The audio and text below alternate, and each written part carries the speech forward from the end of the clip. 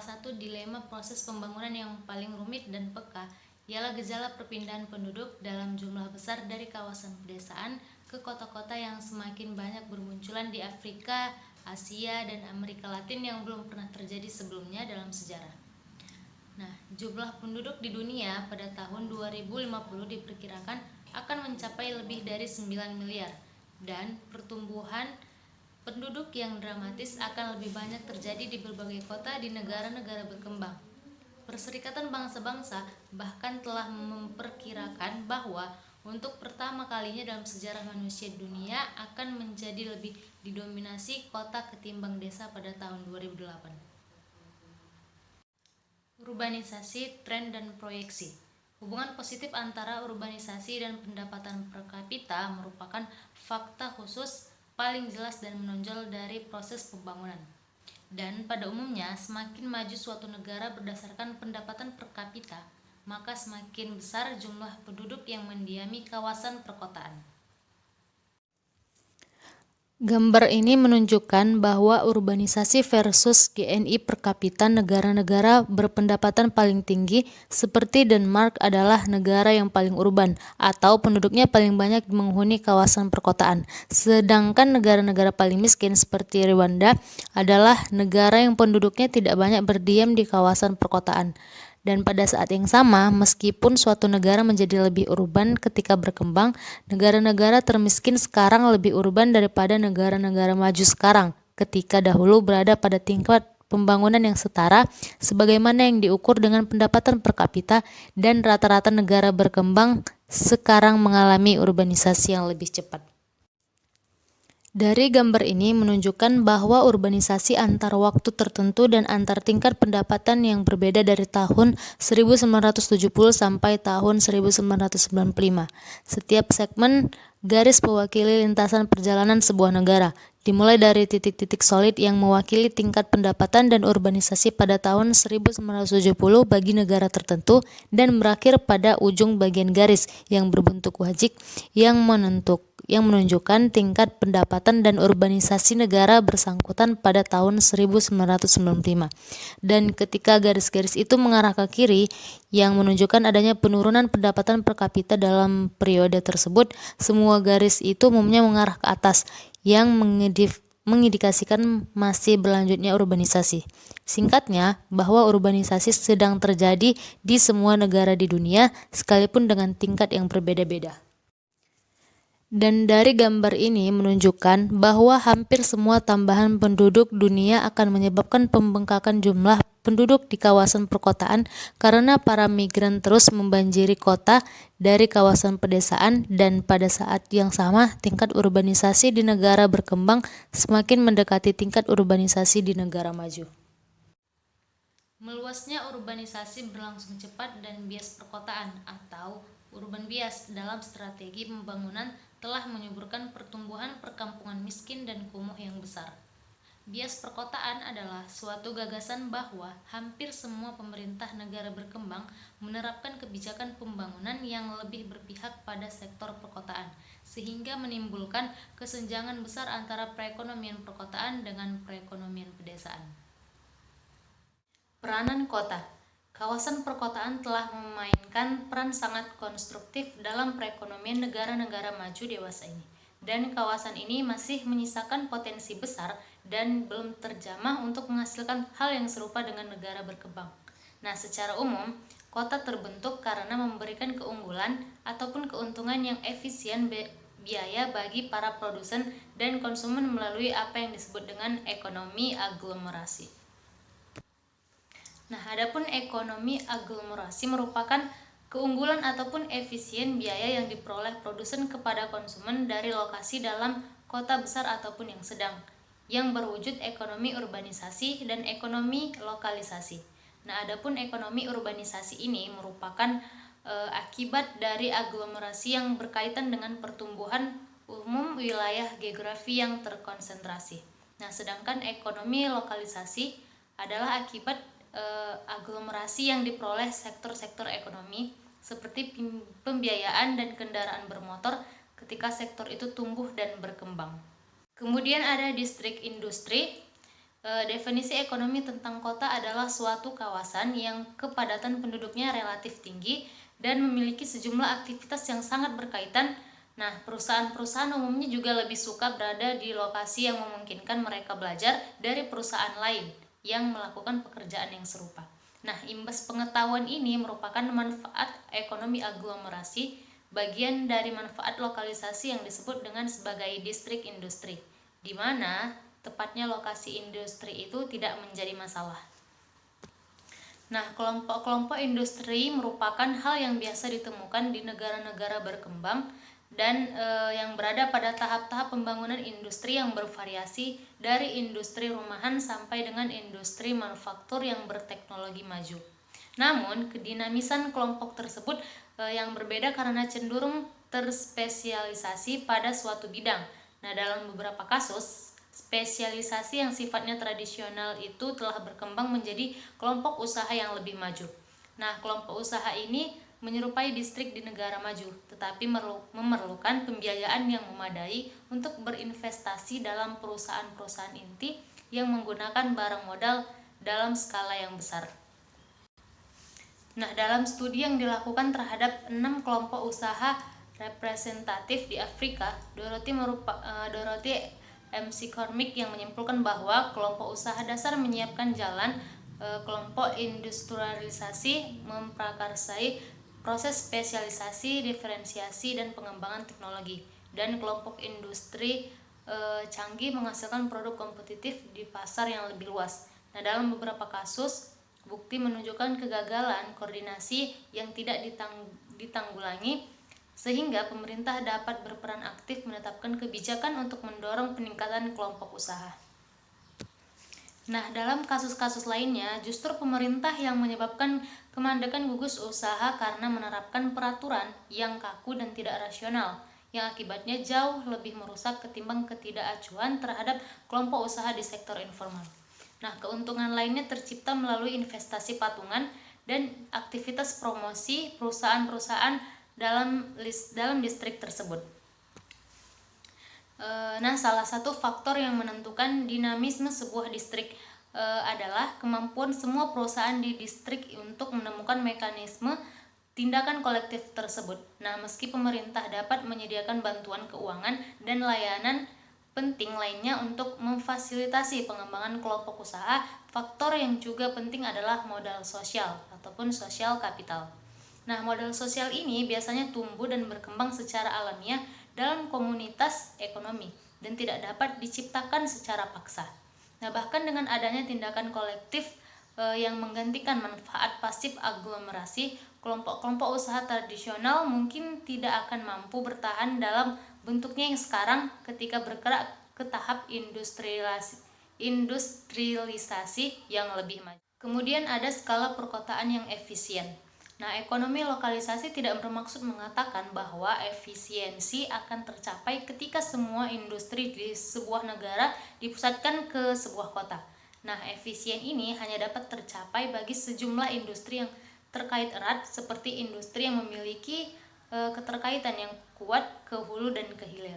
Nah, tetapi tidak banyak manfaatnya bagi industri yang tidak berkaitan untuk menempatkan diri pada lokasi yang sama. Nah, salah satu pengecualian yang menonjol adalah kemungkinan terjadinya imbas dari kemajuan teknologi di sebuah industri yang penggunaannya diadaptasikan dalam industri lainnya.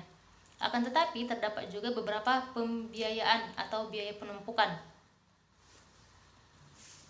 Nah, semakin tinggi tingkat kepadatan kawasan perkotaan, maka semakin tinggi pula biaya real estate atau tanah dan bangunan. Di kawasan perkotaan yang besar, para pekerja boleh jadi harus melaju atau commuting lebih jauh dan biaya transportasi yang lebih tinggi dari tempat tinggal ke tempat bekerja, dan sebaliknya akan mengakibatkan tuntutan upah yang lebih tinggi untuk menutupi biaya ini. Nah, selain itu, infrastruktur seperti air dan sistem saluran pembuangan limbah yang memerlukan biaya lebih tinggi di kawasan perkotaan yang terkonsentrasi. Nah, secara teoritis, dengan tingginya biaya transportasi barang, jadi dan keinginan para konsumen untuk berlokasi di kota terbesar demi mengurangi biaya transportasi itu sebanyak mungkin, maka aktivitas ekonomi yang kemungkinan akan semakin terkonsentrasi di dalam sebuah kota ini dikenal sebagai efek lubang hitam ataupun black hole. Nah, tetapi umumnya akan jauh lebih efisien untuk meningkatkan sistem transportasi suatu negara ketimbang membayar biaya pemeliharaan kompleks perkotaan raksasa. Nah, kemudian dua teori yang terkenal mengenai ukuran kota. Yang pertama yaitu model hierarki kota ataupun teori tempat pusat. Yang kedua ialah model bidang datar terdiferensiasi. Dalam model hierarki urban yang diajukan oleh August Lodge dan Walker Christaller, pabrik di berbagai industri memiliki karakteristik radius pasar yang timbul dari saling berkaitannya 3 faktor, yaitu skala ekonomi produksi, biaya transportasi, kemudian bagaimana permintaan lahan yang tersebar terhadap tempat yang tersedia. Semakin besar skala ekonomi produksi dan semakin rendahnya biaya transportasi, maka semakin besar pula radius wilayah yang harus dilayani industri untuk meminimalkan biaya. Nah, sebaliknya, jika harga lahan dan bangunan ditawarkan terlalu tinggi di kota yang dituju, maka radius yang akan tercipta akan lebih kecil. Dan hasilnya adalah kota-kota kecil yang memiliki aktivitas dengan radius pasar yang kecil, sementara kota-kota besar memiliki beragam aktivitas dengan radius kecil dan besar. Nah, secara umum dapat dikatakan bahwa aktivitas dengan cakupannya nasional seperti pemerintahan dan keuangan akan berlokasi di sebuah kota ataupun meski tidak harus kota besar yang sama karena adanya efek dari biaya penumpukan. Jelas bahwa pendekatan hierarki kota lebih baik diterapkan dalam industri non-ekspor ketimbang dalam industri ekspor. Kemudian ada masalah yang ditimbulkan kota raksasa. Nah, rute transportasi utama di negara-negara berkembang umumnya adalah warisan zaman kolonial. Dan para ilmuwan aliran ketergantungan telah membandingkan jaringan transportasi kolonial dengan sistem dryness yang mengedepankan kemudahan pengurasan sumber daya alam negeri jajahan. Nah, dalam banyak kasus, ibu kota akan berlokasi di dekat pintu keluar sistem yaitu pantai tepi laut. Dan jenis sistem transportasi ini juga diacu sebagai sistem hub atau end spoke, yang tampak jelas jika ibu kota suatu negara berlokasi di wilayah bagian dalam negara itu. Nah, banyak negara yang mewarisi sistem jaringan transportasi terpusat era kolonial. Nah, contohnya di banyak negara Afrika dan Amerika Latin, yang pada zaman penjajahan memudahkan pergerakan pasukan dari ibu kota ke kota-kota lainnya untuk menekan pemberontakan. Ada kalanya sebuah kota inti menjadi terlalu besar sehingga tidak lagi dapat mempertahankan biaya industri yang berlokasi di tempat itu pada tingkat yang minimum.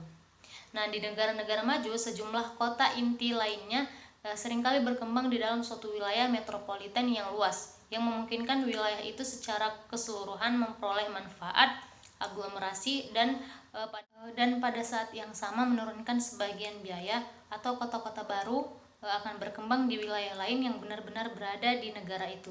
Nah, akan tetapi terbentuknya kota-kota inti baru ini tidak terjadi dengan sendirinya jika masih ada sejumlah keuntungan yang mungkin didapatkan dengan menempati lokasi yang sama dengan perusahaan-perusahaan dan orang-orang yang sudah ada. Negara-negara berkembang, pemerintah cenderung kurang terlibat dalam penyebaran aktivitas ekonomi dengan ukuran yang lebih dapat dikelola, atau andaikan mereka memang terlibat, seringkali kurang efektif. Nah, sebagai contoh, pemerintah mungkin berupaya menyebarkan industri tanpa mempertimbangkan sifat-sifat aglomerasi ekonomi dengan memberikan insentif untuk mewujudkan penyebaran itu, tetapi tidak ada upaya untuk mengelompokkan sejumlah industri yang berkaitan.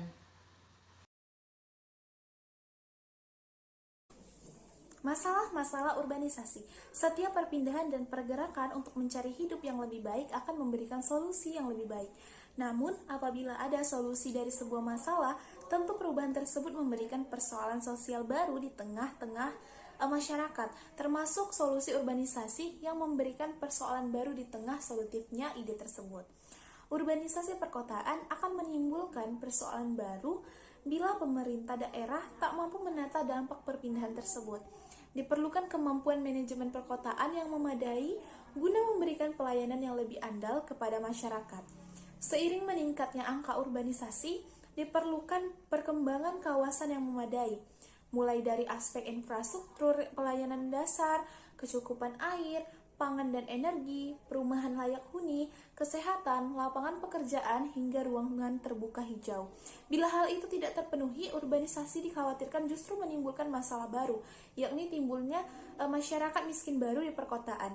Imbasnya dikhawatirkan justru akan mencuat persoalan sosial seperti tumbuhnya kawasan kumuh baru, degradasi lingkungan, meningkatnya kesenjangan sosial, hingga kriminalitas. Perbedaan gaya hidup yang dimiliki masyarakat desa yang berpindah ke kota besar tentu membawa dampak dan masalah lain bagi lingkungan kota yang sangat jauh berbeda dari desa. Kurang dinamisnya pergaulan di desa membuat masyarakat urban terpengaruh pada hal-hal buruk yang ada di kota. Masalah demi masalah tadi adakan gambaran yang umum terjadi ketika terjadi urbanisasi. Ada dampak positif dan dampak negatif yang didapat dari urbanisasi. Kalau dia dampak positif bagi daerah tujuan urbanisasi, yaitu kota menjadi agen modernisasi dan perubahan sehingga bisa ditiru melalui program desa untuk memajukan kawasan perdesaan. Kemudian terpenuhinya kebutuhan jumlah tenaga kerja di perkotaan. Kemudian ada dampak positif bertambahnya banyak tenaga kerja yang berpotensi, berkualitas, dan penuh daya kreasi atau keterampilan. Kemudian ada dampak negatif bagi daerah tujuan urbanisasi. Yang pertama itu semakin sulit tersedianya lahan kosong karena ledakan jumlah penduduk di perkotaan akibat urbanisasi. Yang kedua, meningkatnya jumlah pengangguran di perkotaan, terutama bagi penduduk asli perkotaan yang tidak memiliki keterampilan serta pendidikan yang cukup. Kemudian dampak selanjutnya itu banyak daerah aliran sungai atau das yang beralih fungsi menjadi pemukiman warga dan kawasan industri yang ilegal. Dampak selanjutnya menyebabkan makin banyaknya tunawisma, tuna sosial, dan gubuk-gubuk liar di kota. Selanjutnya menyebabkan kemacetan lalu lintas dan polusi udara yang semakin meningkat dikarenakan bertambahnya kendaraan bermotor roda 2 dan roda 4. Dampak negatif selanjutnya menyebabkan semakin meningkatnya tindakan kriminal seperti perjudian, perampokan, pencurian, dan bentuk masalah sosial lainnya.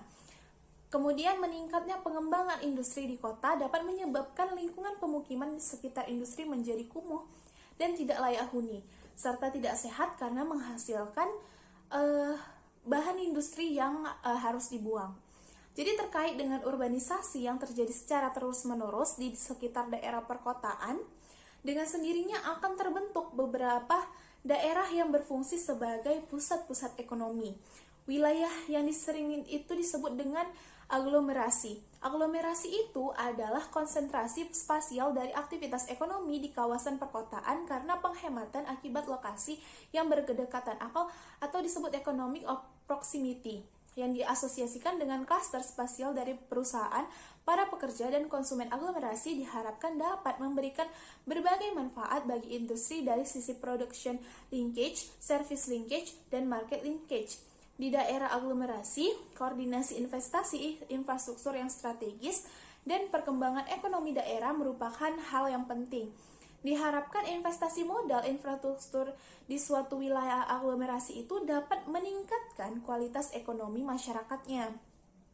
Jadi konsep aglomerasi itu berkaitan dengan konsentrasi spasial dari penduduk-penduduk dan kegiatan-kegiatan ekonomi. Hal itu sejalan dengan apa yang dikemukakan oleh Montgomery dalam bahwa aglomerasi itu adalah konsentrasi spasial dari aktivitas ekonomi di kawasan perkotaan akibat penghematan akibat lokasi yang berdekatan, yang diasosiasikan dengan klaster spasial dari perusahaan, para pekerja, dan konsumen. Keuntungan-keuntungan dari konsentrasi spasial akibat dari ekonomi skala disebut dengan ekonomi aglomerasi. Ekonomi aglomerasi diartikan sebagai penurunan biaya produksi karena kegiatan-kegiatan ekonomi berlokasi pada tempat yang sama. Pengertian ekonomi aglomerasi juga berkaitan dengan eksternalitas kedekatan geografis dari kegiatan-kegiatan ekonomi, bahwa ekonomi aglomerasi merupakan suatu bentuk dari eksternalitas positif dalam produksi yang merupakan salah satu faktor yang menyebabkan terjadinya pertumbuhan kota. Jadi ahli ekonomi Hoover juga membuat klasifikasi ekonomi aglomerasi menjadi 3 jenis, yaitu yang pertama, large scale economies, merupakan keuntungan yang diperoleh perusahaan karena membesarnya skala produksi perusahaan tersebut pada suatu lokasi. Yang kedua, localization economies merupakan keuntungan yang diperoleh bagi semua perusahaan dalam industri yang sama dalam suatu lokasi. Dan yang terakhir, yang ketiga, urbanization economies merupakan keuntungan bagi semua industri pada lokasi yang sama sebagai konsekuensi membesarnya skala ekonomi, penduduk, pendapatan, output, atau kemakmuran dari lokasi tersebut. Lalu bagaimana cara menangani masalah yang ditimbulkan dari urbanisasi itu? Ada beberapa caranya. Yang pertama, membuka dan mengembangkan industri kecil atau industri rumah tangga di berbagai daerah perdesaan. Yang kedua, mengembangkan program inovasi desa atau PID untuk membangun pembangunan desa yang lebih baik. Yang ketiga, mengimplementasikan program nasional pemberdayaan masyarakat PNPM perdesaan dengan memprioritaskan untuk kewirausahaan dan pembangunan ekonomi jangka panjang. Yang keempat, menggalakkan program keluarga berencana dengan lebih ketat di perdesaan maupun di kota. Dan yang terakhir, mengembangkan dan meningkatkan infrastruktur transportasi dan komunikasi sehingga memudahkan penduduk desa dapat pergi dan kembali dari desa ke kota atau sebaliknya. Dengan demikian, mereka tidak perlu menetap tinggal atau menetap di kota. Sektor informal perkotaan. Menurut Todaro, dalam bukunya yang berjudul Economics of Development, sektor informal adalah bagian dari perekonomian negara-negara berkembang yang dicirikan dengan adanya usaha kecil kompetitif perorangan atau keluarga, perdagangan kelontong, dan layanan ramah tamah berorientasi padat karya tanpa adanya hambatan masuk, serta dengan harga, faktor, dan produk yang ditentukan pasar. Banyaknya angkatan kerja baru telah mendorong tenaga kerja tersebut menciptakan lapangan kerja sendiri atau bekerja di perusahaan milik keluarga. Aktivitas yang dilakukan sangat beragam, seperti berdagang, memulung sampah, berjualan di kaki lima, dan lain-lain. Dengan perkiraan pertumbuhan penduduk di perkotaan itu pada negara berkembang akan terus meningkat, sementara sektor formal perdesaan dan perkotaan semakin tidak mampu menyerap tambahan tenaga kerja. Bahkan perhatian kini tercurahkan pada sektor informal sebagai solusi untuk mengatasi masalah pengangguran. Di banyak negara berkembang, sekitar setengah dari penduduk perkotaan bekerja di sektor informal. Pada sektor informal dicirikan dengan adanya ciri-ciri dari sektor informal itu, yang pertama, adanya aktivitas produksi dan jasa skala kecil yang dilakukan individu atau keluarga dan menggunakan teknologi sederhana padat karya. Kemudian yang kedua, sektor informal cenderung beroperasi seperti perusahaan-perusahaan monopolistik. Kemudian yang ketiga, para pekerja pada sektor ini biasanya kurang memiliki pendidikan sektor formal. Umumnya tidak terampil dan tidak memiliki akses pada sumber modal keuangan. Yang keempat, produktivitas cenderung lebih rendah. Yang kelima, para pekerja tidak mendapatkan perlindungan. Kemudian, biasanya pekerja pada sektor ini adalah pendatang baru dari kawasan perdesaan yang tidak memperoleh pekerjaan pada sektor formal. Kemudian, ciri selanjutnya, motivasi mereka adalah mendapatkan pendapatan yang cukup untuk bertahan hidup dengan menguntungkan diri pada kemampuan mereka sendiri untuk menciptakan pekerjaan. Kemudian ada kebijakan bagi sektor informal perkotaan. Sektor informal itu sangat berkaitan dengan sektor formal perkotaan. Sektor formal bergantung pada sektor informal untuk mendapatkan input murah dan upah barang bagi para pekerjanya. Dan sektor formal bergantung pada pertumbuhan sektor formal untuk mendapatkan bagian pendapatan dari pelanggannya yang cukup besar. Pendapatan para pekerja sektor informal masih lebih tinggi dibandingkan pekerja di wilayah perdesaan yang paling miskin, terlepas dari berlanjutnya arus migrasi dari desa ke kota.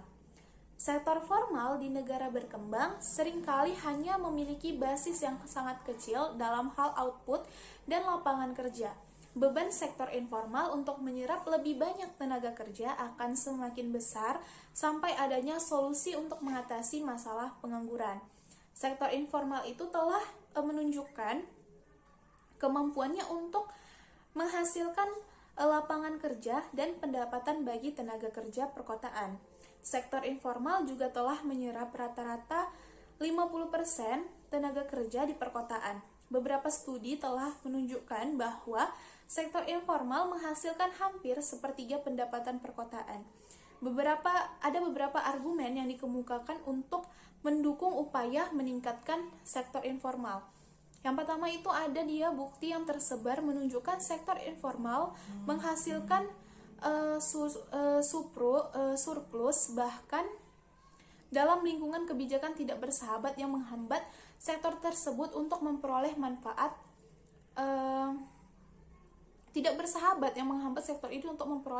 yang diberikan kepada sektor formal.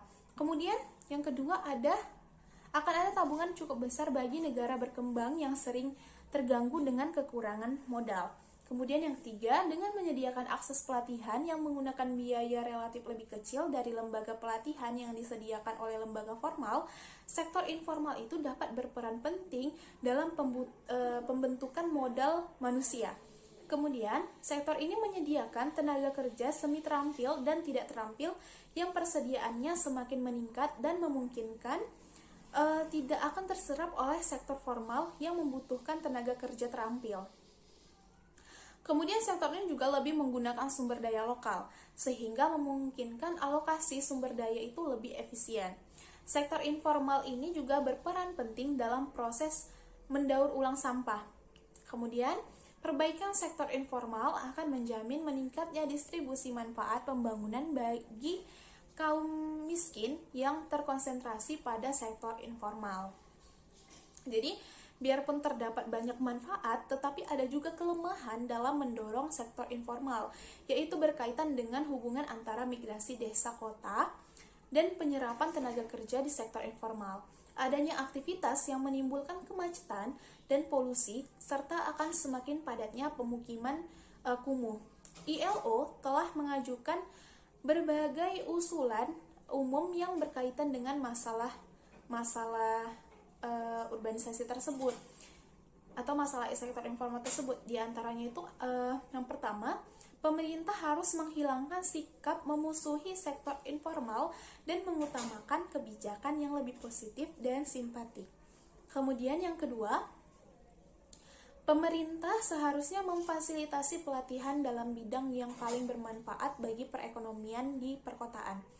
Kemudian yang ketiga, mendorong pelaku sektor informal untuk melakukan aktivitas legal. Kemudian yang keempat, pemerintah seharusnya menyediakan kredit yang mudah untuk memungkinkan pengembangan pada sektor informal. Yang kelima, penyediaan infrastruktur dan lokasi yang pantas untuk bekerja. Yang keenam, adanya upaya untuk memperbaiki kondisi hidup dapat diupayakan dengan mendorong pertumbuhan sektor informal di pinggiran kawasan perkotaan atau di kota-kota yang lebih kecil yang para penduduknya akan bermukim di dekat kawasan kerja baru yang jauh dari kepadatan kota atau kepadatan dari perkotaan. Di sini saya akan menjelaskan potret perempuan urban. Nah, di beberapa wilayah dunia, perempuan mendominasi para migran dari desa ke kota dan mungkin bahkan mayoritas penduduk kawasan perkotaan.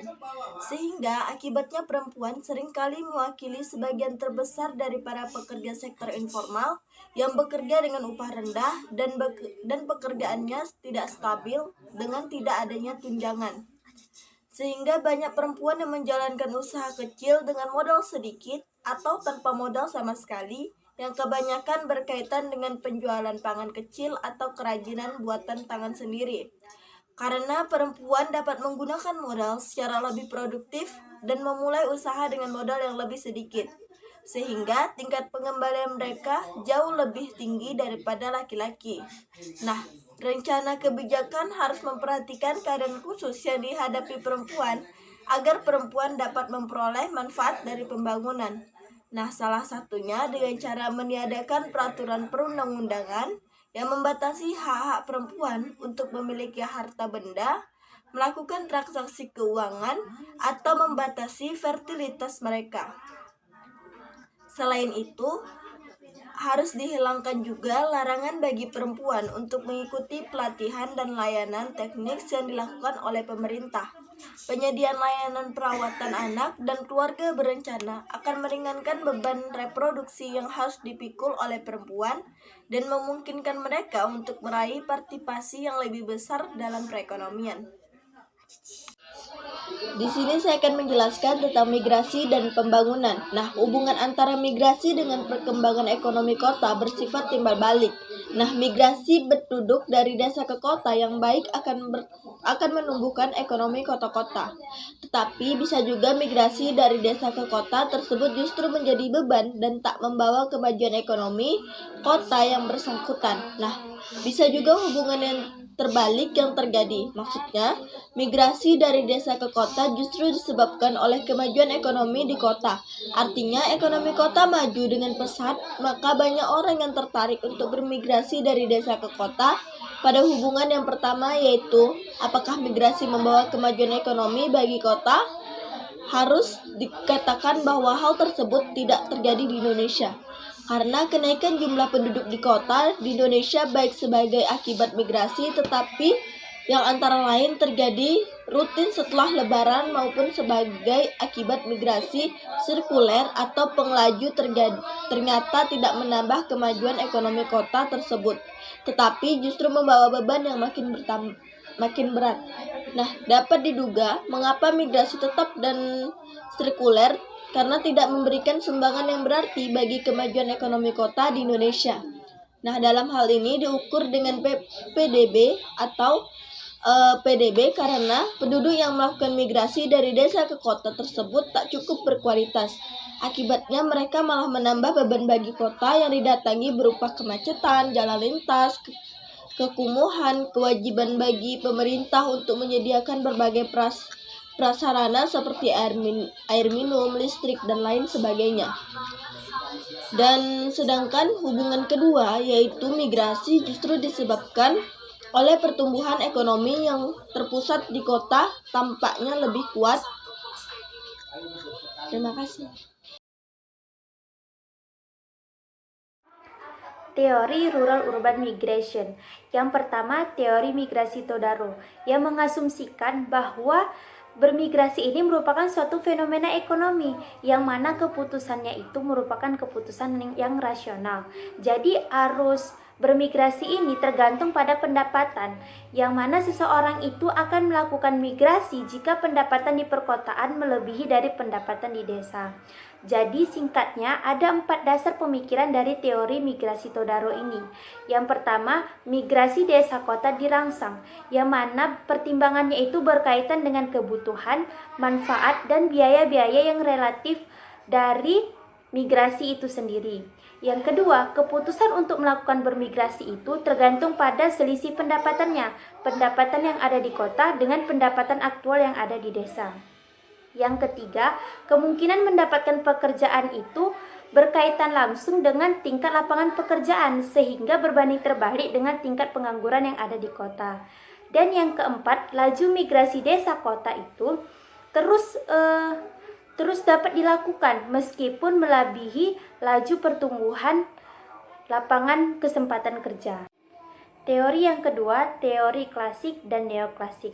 Di antaranya yang pertama, teori demografi tentang urbanisasi dan migrasi, yang mana teori ini didominasi oleh faktor pendorong dan penarik, yang mana kota sebagai faktor penariknya dan desa sebagai faktor pendorongnya. Yang kedua, teori mengenai sistem kota, yang mana teori ini mencakup tentang kajian-kajian hierarki kota dan tempat-tempat sentral. Yang ketiga, teori tentang kultural kota, yang mana teori ini memfokuskan diri pada aspek-aspek seperti budaya miskin, petani di perkotaan, atau aspek-aspek yang berhubungan pada kesadaran sosial. Yang keempat, teori tentang diferensiasi ruang dan sosial, serta segregasi atau pemercilan di perkotaan. Dan yang kelima, teori neodualis, yang mana teori ini menggunakan karya-karya dari mazhab Prancis dan teori dualis lainnya, yang mana telah berupaya untuk mengembangkan suatu teori, yaitu teori dunia ketiga, yakni dengan judul teori urbanisasi dependen.